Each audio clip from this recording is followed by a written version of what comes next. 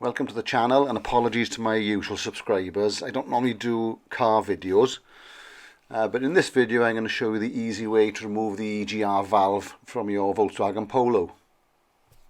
And I say easy way because I took a number of things off that I didn't need to take off. I've never done this before. I'm not really a car guy, and some of the stuff I took off was a bit of a pain in the arse to put back on. So this is a Volkswagen Polo SE 1.4 TDI 75 PS. It has quite high mileage and it's thrown up the fault code P0299. So I am aware that that is not a EGR fault code, but I've been chasing my tail for some time trying to figure out what's wrong with this car. I've even changed the turbo actuator solenoid and even the turbo actuator at considerable cost. I've taken it to a couple of garages, including the main dealer, that can't tell me what it is. So this is just a last ditched attempt at trying to solve the problem. So the first thing you're going to need to do is take the engine cover off to reveal the engine. Then you're going to need to remove the airbox, and you'll want to disconnect this clip.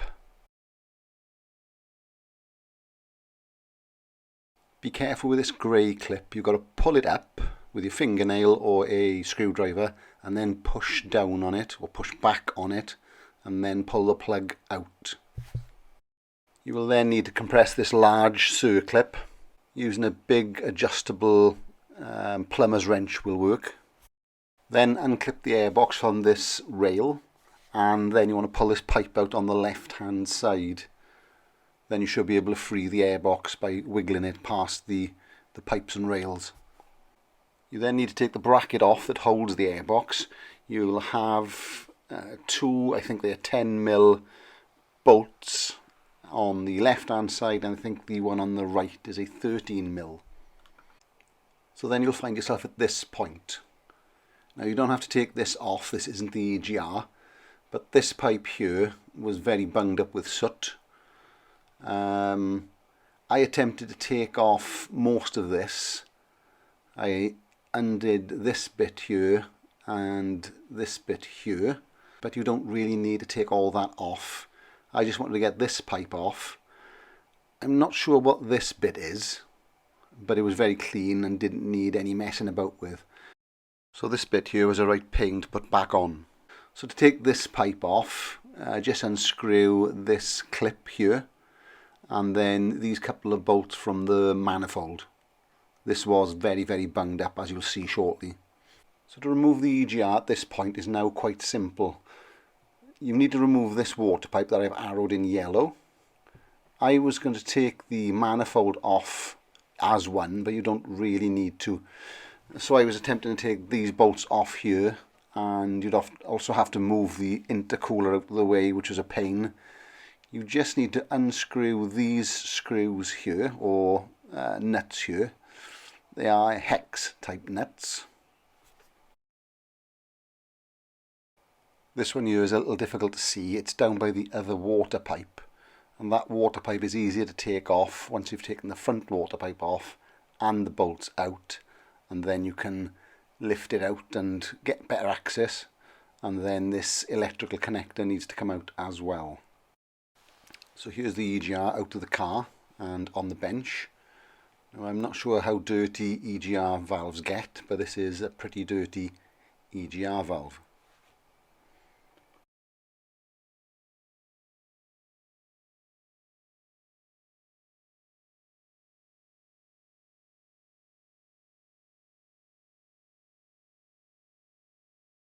So I picked off the large bits with a screwdriver and then used a bit of EGR cleaner to clean the rest of it up. You don't need EGR cleaner, I don't think.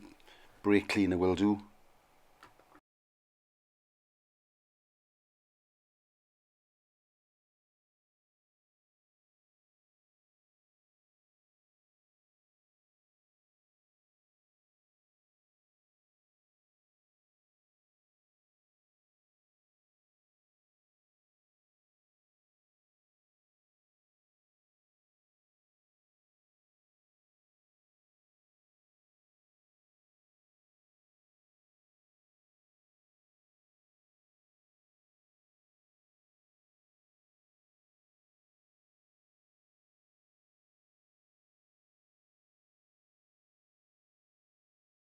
This is some sort of sensor. I think I took this out of the intercooler, so I thought I'd just leave it soak for a minute and then scrub the residue off.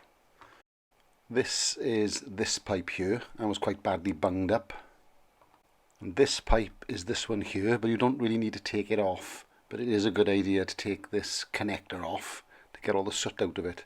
Not essential, but it's easier to work on. These bolts were thread locked in, so a good idea to thread lock them again when you put it back together. Very carefully take this thing out. I don't know what it is. I think it's just there to sort of push the gases in the right direction, if you like.